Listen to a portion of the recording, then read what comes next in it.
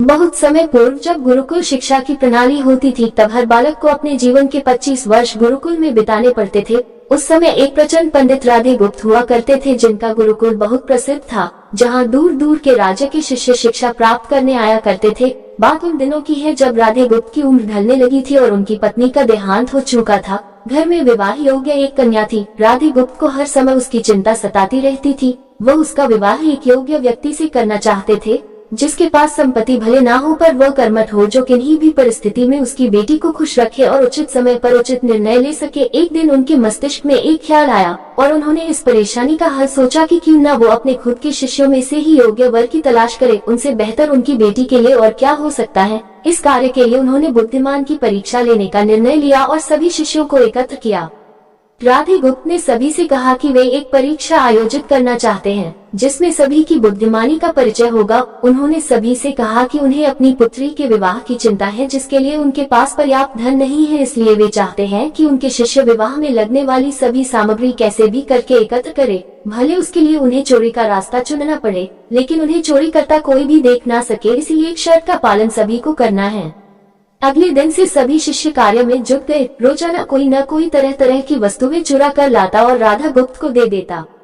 राधा गुप्त उन्हें एक विशेष स्थान पर रख देते, क्योंकि परीक्षा के बाद यह सभी वस्तुएं उनके मालिक को वापस करना जरूरी था, क्योंकि वे अपने शिष्यों को सही ज्ञान देना चाहते थे। सभी शिष्य अपने अपने दिमाग से कार्य कर रहे थे, लेकिन इनमें से एक चुपचाप गुरुकुल में बैठा हुआ था, जिसका नाम रामास्वामी था। वह राधा गुप्त का सबसे करीबी और होनहार छात्र था। उसे ऐसा बैठे देख राधा गुप्त ने इसका कारण पूछा। तब रामास्वामी ने बताया कि आपने परीक्षा की शर्त के रूप में कहा था कि चोरी करते वक्त इसे कोई ना देख सके। इस प्रकार अगर हम अकेले में भी चोरी करते हैं, तब भी हमारी अंतरात्मा उसे देख रही है। हम खुद से उसे नहीं छिपा सकते। इसका अर्थ यही है कि चोरी करना व्यर्थ है। उसकी यह बात सुन राधा गुप्त के चेहरे पर खुशी छा जाती है। वे उसी वक्त सभी को एकत्र करते हैं और पूछते हैं कि आप सब ने जो चोरी की, क्या उसे किसी ने देखा?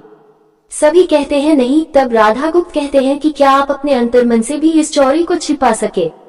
सभी को बात समझ आ जाती है और सबका सिर नीचे झुक जाता है, सिवाय रामास्वामी के। राधा गुप्त रामास्वामी को बुद्धिमानी की परीक्षा में अव्वल पाते हैं और सभी के सामने कहते हैं कि यह परीक्षा मेरी पुत्री के लिए उचित वर तलाशने के लिए रखी गई थी। इस प्रकार मैं रामास्वामी का विवाह अपनी पुत्री के साथ तय करता हूँ। सभी खुशी से झूम उठते हैं। साथ ही चुराई हुई हर एक वस्तु को उसके मालिक को सौंप विनम्रता से सभी से क्षमा मांगते हैं।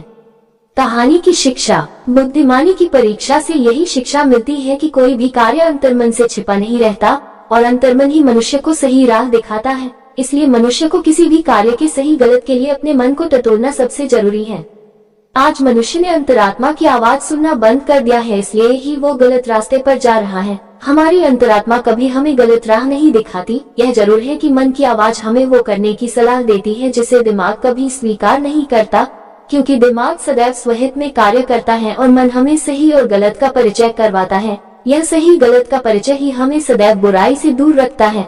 किसी भी कार्य के पहले हमें मन की आवाज जरूर सुनना चाहिए। इस परीक्षा के जरिए राधा गुप्त ने अपनी पुत्री के लिए एक उचित वर भी तलाश लिया और शिष्यों को जीवन का अमूल्य ज्ञान दिया। आज के वक्त में कोई भी शिक्षक एवं शिक्षण पद्धति मनुष्य को धन कमाने तक का ही ज्ञान देते हैं। एक बालक का सर्वांगीण विकास कहीं न कहीं लुप्त हो चुका है। आज का मनुष्य केवल बड़े होकर एक धनवान व्यक्ति बनने का ही ज्ञान विद्यालयों में लेता है। उस बालक को सही गलत का बोध कराने का दायित्व कोई भी नहीं लेता, क्योंकि उनके माता पिता भी आज के दौर में बस पैसा कमाने में लगे रहते हैं और शिक्षक भी केवल किताबी ज्ञान देकर अपने दायित्व से मुख मोड़ लेता है। ऐसे में यह छोटी छोटी कहानियां व्यक्ति को सही गलत सिखाने में अहम भूमिका निभाती हैं। लेकिन आजकल इसके लिए भी वक्त मिलना मुश्किल है। यह एक गंभीर समस्या है, जिसके फलस्वरूप आज के बच्चे आसानी से गलत राह पर चलने लगते हैं और उन्हें इसका भान तब होता है जब वे पूरी तरह ग्रस्त हो जाते हैं। अतः जरूरी है कि हम सभी आज की पीढ़ी को ज्ञानवर्धक बातें भी सिखाएं। दोस्तों, अगर आपको कहानी अच्छी लगी हो तो लाइक करें, अपने दोस्तों के साथ शेयर करें एवं इसी तरह की ज्ञानवर्धक और मोटिवेशनल कहानी पाने के मेरे इस चैनल को सब्सक्राइब करें। धन्यवाद। जय हिंद, जय भारत।